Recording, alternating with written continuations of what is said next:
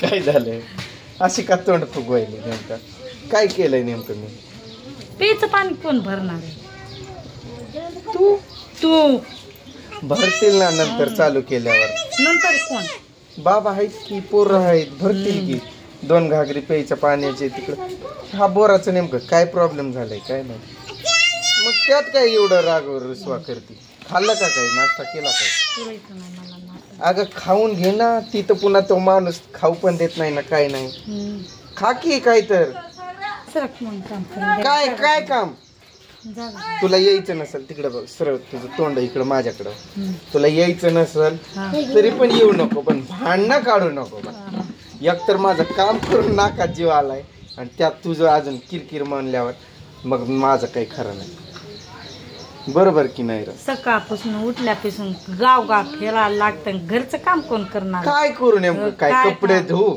भांडी घासू की स्वयंपाक करू मी काय ती म्हणायली मग करू काय भांडी घासा कपडे धुवा मग करू काय पाणी भरायचं भरलंय ना बाबांनी आताच पाणी तो नळाला सुटलेला कोण बाबा भरलंय मग कोणी भरलं पैप पकडून उभा राहिलेलं मी बघितलंय ना तोंड आहे म्हणून बरं तुला पण काम नसेल तेव्हा मग भरलं काय झालं मग प्यायचं पाणी भरतील की त्यांनी का तू का लोड घेते त्यांनी पोरं आहेत की ते आहेत तशा गागरी त्याच्या झाकून ठेवतात आणि पाणी भरत नाही ते उघड रिकाम्या आहेत त्यात 2 गागरी नाही नाही तसं कधीच करत नाही पाणी भरत्या माहित आहे मला समजा रडकुंडी जीव माझा आधीच आलेला आहे आणि त्यात तू अजून मोबाईल हात लई दुखायला बघ असं हे बघ हे हसतात ना हे भाग लई दुखते दाब की थोडं तुम्हाला लई भारी आहे बसून रोपा लावायची खाल्लं नाही का काही तू खाना पटकनी तो गाडी गेली आता तिकडं आता गाडी येते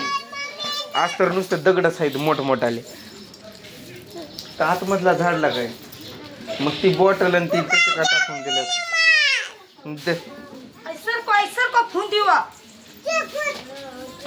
काय तर पटकन खाऊन घे पोटाला आधार ठेवायचा ग म्हणजे गेलो ना त्यांनी लागले पण ना कामाला की पोटाला आधार असावा काल कसली फजिती झाली असते त्यांना सशांना पाणी वगैरे ठेव पाणी ठेव नाही बाबा आम्ही कोणाला नाही नेणार घेणार आहे का त्याला तू मी येणार नाही मग त्यांना घेतल्या आमचा आम्ही बाबा पोरगी पण रडत नाही ना काय नाही आमचं आम्ही सांभाळतो तुम्हाला नेऊन तिथं कालवा नको ना काय नको आम्हाला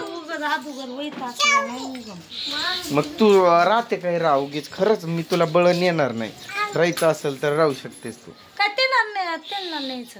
त्यांना न्यायचं नाही ते नाही म्हणत मी पण तू वैतागली हे ते म्हणते त्यामुळं म्हणतो 2 दिवस आलीस तर वैतागलीस तर काय 12 महिन्यात तुम्ही जात बसताव कामाला मग मला माहित आहे किती अगं पण राहायचं असेल तर राह म्हणतोय यायचं असेल तर ये तेवढीच निमत आहे आता काय म्हणू तुम्ही पण सांगा मी आता चल म्हणलं तरी प्रॉब्लेम नको म्हणलं तरी प्रॉब्लेम आता ना काय येणार नाही म्हणायला नाही तसं नाही म्हणत पण वैतागले म्हणते म्हणून म्हणते माझं तर तू दारच लाव ना दरवाजाच लावून टाक माझं तर रातभर हातन पाय असे दुखतात माझं अंग मोबाईल बघत झोपच लाग ना काय करू मग पुन्हा अजून थोडासा झोपलो 2:30 वाजता अजून जागा झालो 2:30 वाजल्यापासून पुन्हा अजून बघून बघून पुन्हा इथे येऊन बसलो 5 पर्यंत बसलो बसता तुम्ही काय म्हणला मला 12:30 वाजता जा की तुला काय मरण येईल का तुझं जा मग काय मला नेमकं वैतागून मी सुटलोय पुन्हा 5ला बाहेर येऊन बसलो काय पुन्हा अजून जाऊन झोपलो थोडा अर्धा तास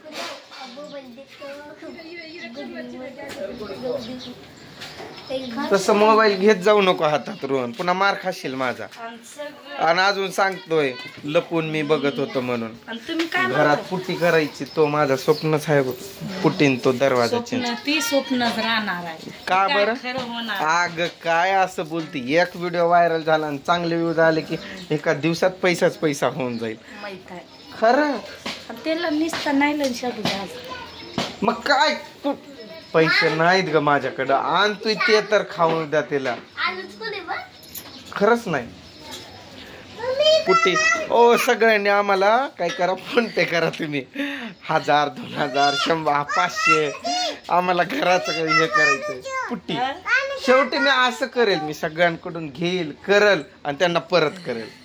तू काय नाद करते काय? सगळे आपलीच माणसं आहे ती खरं. मग घ्यायचं असं त्यांचं टिपून ठेवायचं, कोणी किती दिलंय, परत आले की त्यांना परत करून टाकायचं. कोण देत नसतंय पण असतात सगळे जीव लावतात, पण तेवढं जीवच लावतात. असं कोणाच्या टायमिंग वरती पडलेलं. आतापर्यंत मला सोशल मीडियामधून एक व्यक्ती अशी भेटली की मला बाकी म्हणजे सोशल मीडियामध्ये वरती अजून प्रेम वाढलं. कारण कसं, आज कल्याणचा दादा आणि माझी ओळख तर झाली असती काय, पण तेवढ्या लांब आमची ओळख कुठं झाली? सोशल मीडियावरून. तिथं जातो, फिरतो, येतो. त्यांच्या घरात आम्ही आमचं घर असल्यासारखं हक्कानं राहतो, येतो. म्हणजे सोशल मीडिया पण चांगलाच आहे की नाही? चांगलेच आहेत माणसं. चांगलं आहे का नाही? दादा भेटला म्हणजे मी स्वतःला नशीबवान समजतो. कारण माझं सगळं घर व्यवस्थित करून दिलंय त्यांनी. आमचं विस्कटलेला संसार जाग्यावरती आणलाय, झालेली मिटवलंय सगळं, म्हणजे ओके करून दिलंय आमचं. मुंबई फिरवली. मुंबई आम्हाला कधी बघायला भेटलीच नसती. काल हिचा बाप म्हणत होता, ही काय तर बोलली रागारुगात. तो म्हणला माझ्या पाया पडत जा. ही म्हणली का बर? तर म्हणला तुला असला युट्यूबवाला नवरा करून दिला म्हणून माझ्या रोज पाया पड. पुन्हा म्हणतोय तुला मुंबई कधी बघायला तर भेटली असते काय, पण फिरून आली की. म्हणजे आज माझी दादाची ओळख झाली नसती तर मी पण गेलो नसतो, मी गेलो नसतो तर यांना कुठनं नेलो असतो. असं म्हणजे आज दादांची माझी ओळख झाली म्हणूनच एवढं काही घडलं ना.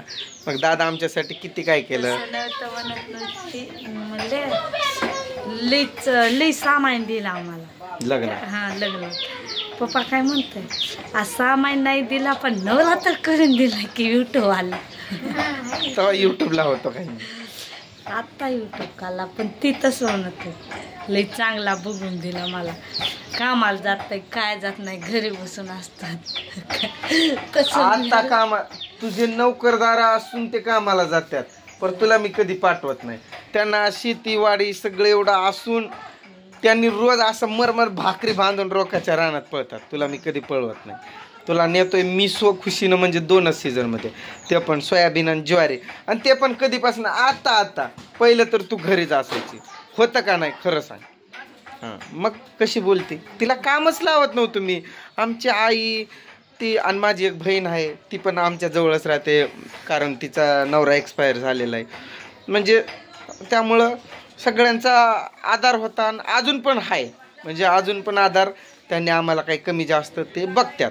त्यामुळं पोरांवरती लक्ष देतात, आम्हाला काय पण आणून देतात, भाजीपाला आणून देतात. म्हणजे सगळ्यांचं आमच्यावरती लक्ष आहे. सगळे म्हणजे आई बहीण म्हणतोय मी, बाकी दुसऱ्याच काय मी बोलत पण नाही ना काय नाही. आता हिची आई पहिलं ज्यावेळेस आमचं लग्न झालं तर त्यावेळेस म्हणजे त्यांची कशी जास्त शेती आहे ना, तर डाळ वगैरे द्यायची.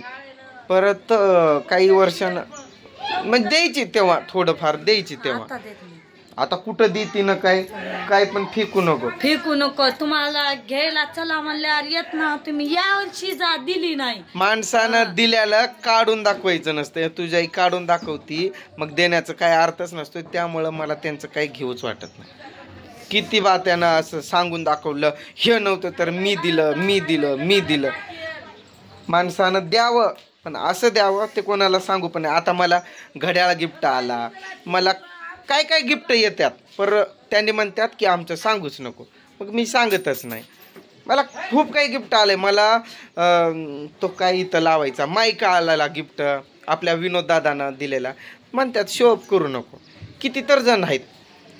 आता त्या दिवशी पोरांना बॅगा आलेल्या गिफ्ट, तर त्यांनी पण सांगितलेलं की आमचा गिफ्ट दिलंय म्हणून आमचं नावाचा उल्लेख पण करू नको. असं असतात. दान धर्म करावा, गुपित करावा असं म्हणतात. तुझी आई दान धर्म म्हणजे दान धर्म नाही, तुला देती खायला त्यो, पण ते असं करून देते की मी दिला आणि ती दिला म्हणून आम्ही खाल्ला, म्हणून आम्ही जगलो, असं तिचं मत असते. त्यामुळं मला त्यांचं काही घेऊ. आता वहिनीनं तिकडून येताला, कल्याणच्या वहिनीनं डाळी काय बांधून दिलं, मसाला वगैरे. आता ते काय आता सांगतच बसले असतील काय तिकडं, आम्ही दिला नाही. का दिला त्यांनी? लेकरं खातील आवडीनं. आणि आज तीच डाळ बनवली, तीच आहे ना, ती अशी टेस्ट लागते. मूग काय तिला असंच बनवलं की रात्री असं भिजू टाकलेलं? मग कशी काय शिजली ती एवढी? अशी वापून घेतली काय कुकरला? पहिले अशी आपण पुरणपोळ्या करताना करतो तसं?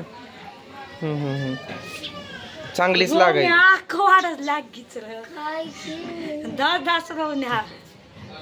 पण त्यात हिरव्या मिरच्या जरा जास्त झाल्या असं वाटतंय. कारण कसं मला पोट बिघडलंय का माझं काय ते काल ठेचा खाल्ला ना मिरच्याचा, त्यामुळे पोटच बिघडलंय. तुमच्यासाठी माझं पण पोट. आता मी काय तुला खा म्हणलेलं काय? का इकडं बघ बरं अशी. चल खा काय तर खा. मला फुटकळ्या पण लई झालं, ते पाहावं लागेल. होऊ दे काय नसते, खा तू काय तर.